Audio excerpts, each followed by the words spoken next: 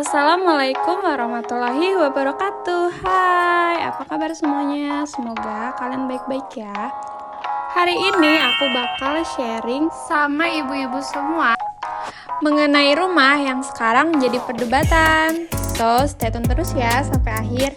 Terima kasih. Lagi jadi hot topic nih, katanya mendingan sewa rumah daripada beli rumah. Hal ini diperjelas dari hitung-hitungan, apalagi kalau misalnya kita mengambil KPR. Karena setiap bunga yang kita harus bayarkan itu akan cenderung naik, dan nilainya akan berkali-kali lipat dari jumlah kalau misalnya kita cash membeli rumah. Sedangkan uang selisih sewa lebih menguntungkan. Pasti di sini ada yang belum ngerti kan? Sini aku jabarin ya. Jadi begini nih. Misalnya kita membeli rumah seharga 500 juta. DP-nya 20% dan cicilannya selama 15 tahun. Alhasil total harga rumah yang harus kita bayar adalah 1.200.000.000 juta. Nah, lalu kita bandingkan dengan harga sewa. Misalkan kita menyewa juga 15 tahun. Lalu, total biaya rumah tadi dikurangi dari harga sewa. Nah, hasilnya itu bisa kita investasikan sehingga dikatakan sewa itu lebih cuan karena uang dari selisih tadi dijadikan untuk investasi sehingga kita mendapatkan profit yang lebih banyak. Menurut bunda-bunda di rumah gimana? Tulis di komen ya.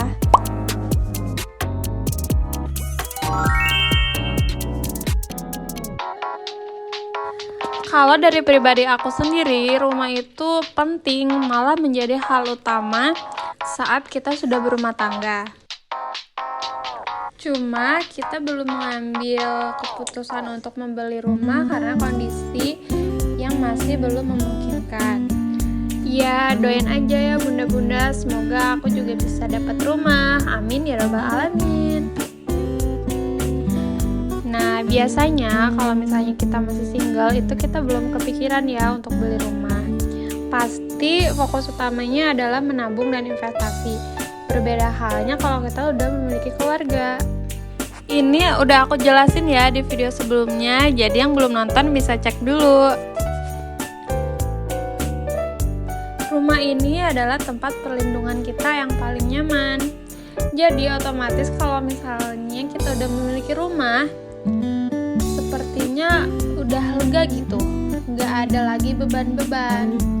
Bener nggak sih ibu-ibu? Walaupun misalnya kita cuma makan sama tahu tempe aja, tapi kalau misalnya udah memiliki rumah tuh udah nyaman gitu.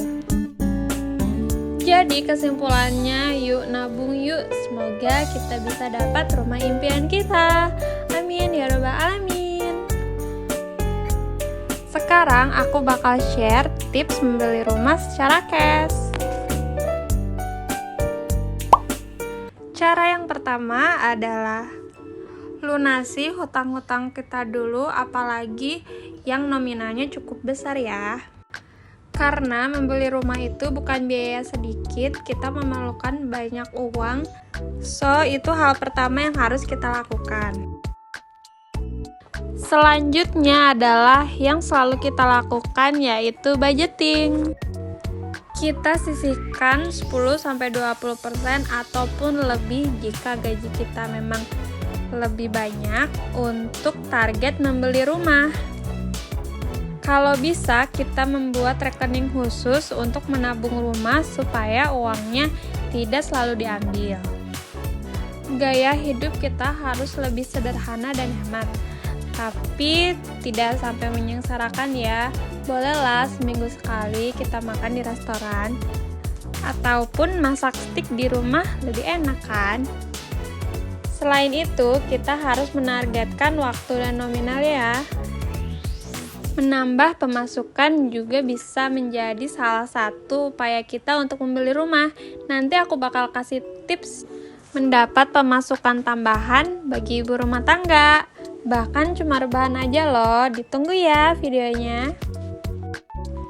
Selain di perumahan, kita bisa juga membuat rumah sendiri. Jadi kita mencicil untuk membeli tanah, lalu bulan berikutnya membuat pondasi, bangunan, dan lainnya.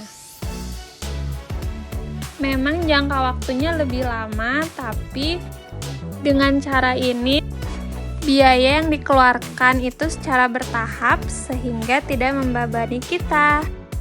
Semangat menabung ibu-ibu. Sekian video yang bisa saya sampaikan hari ini. Jangan lupa like, komen, share, dan subscribe supaya aku lebih semangat buat video baru. Sampai jumpa.